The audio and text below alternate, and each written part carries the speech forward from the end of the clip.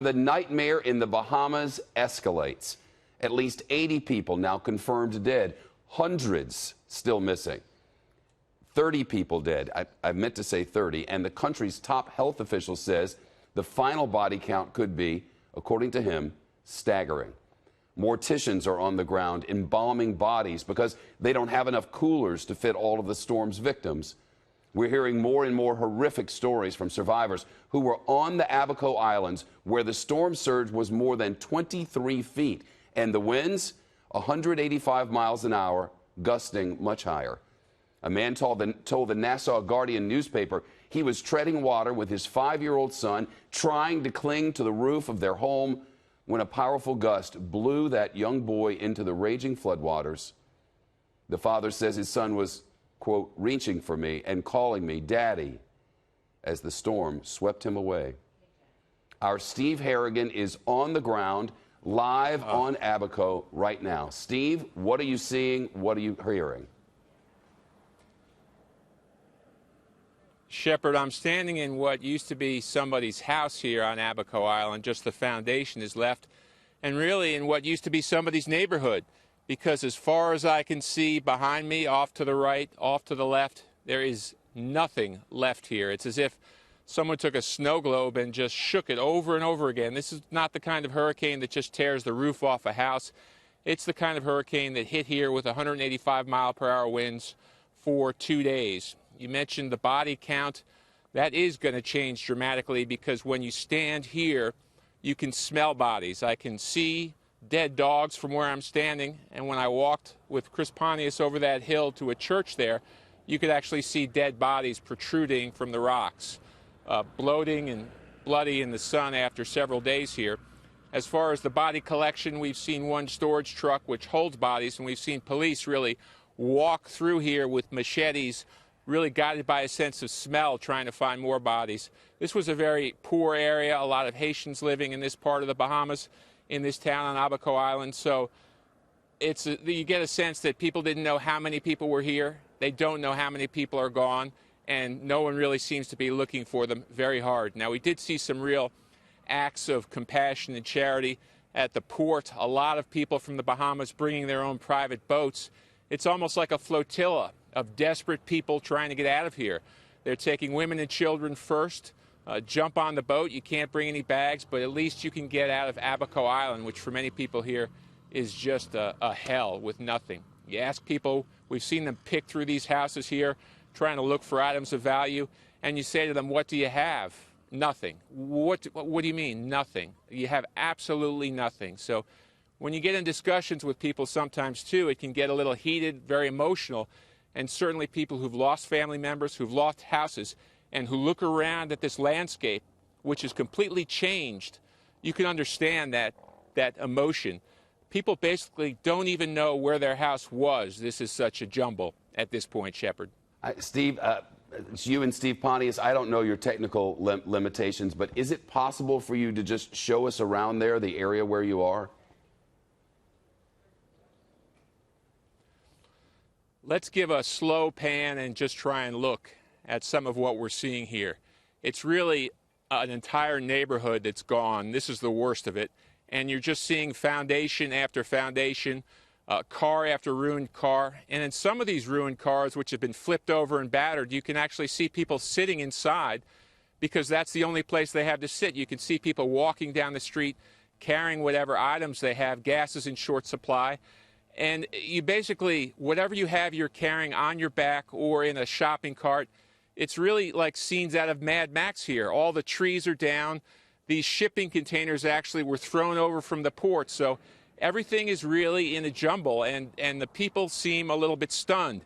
And it smells bad here. I mean, as soon as you stand here, you're like, oh, you know, if you've been to Rwanda during the genocide, if you've been to Haiti after the earthquake, you know that smell. And right here on Abaco Island, you have that smell, Shepard.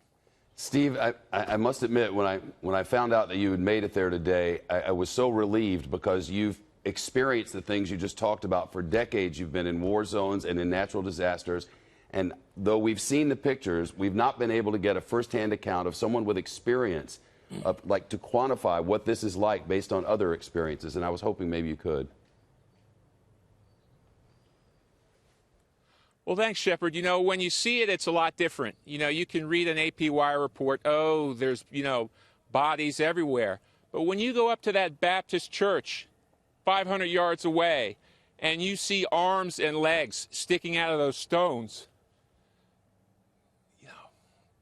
people who were probably trying to take refuge in a church and ended up dead, and they're still sitting there. You get the sense that there's a tremendous lack of urgency, certainly because it's difficult to reach this location, but also because these are the poorest of the poor.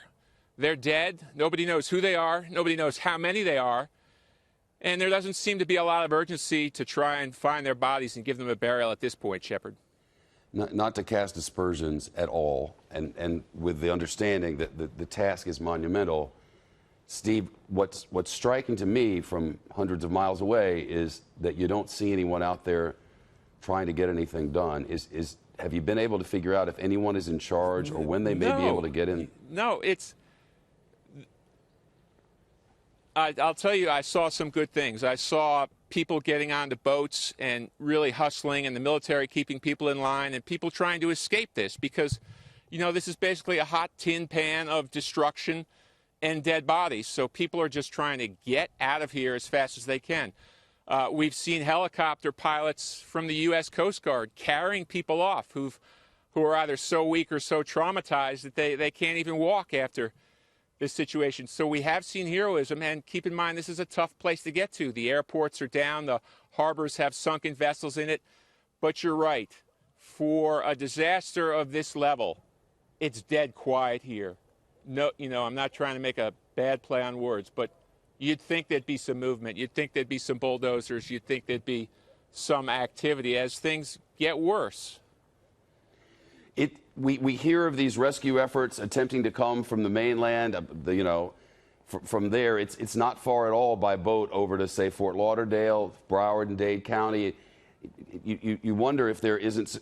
I just can't stop thinking about people who have relatives who are dead in that rubble.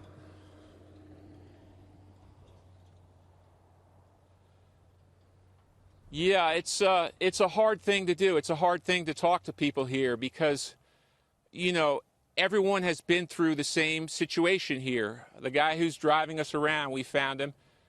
And, you're almost hesitant to say, how are you doing? How are you doing? Well, I swam to safety with my wife and 2 children in my arms. He's driving us because he needs some money right now, but he's been through hell.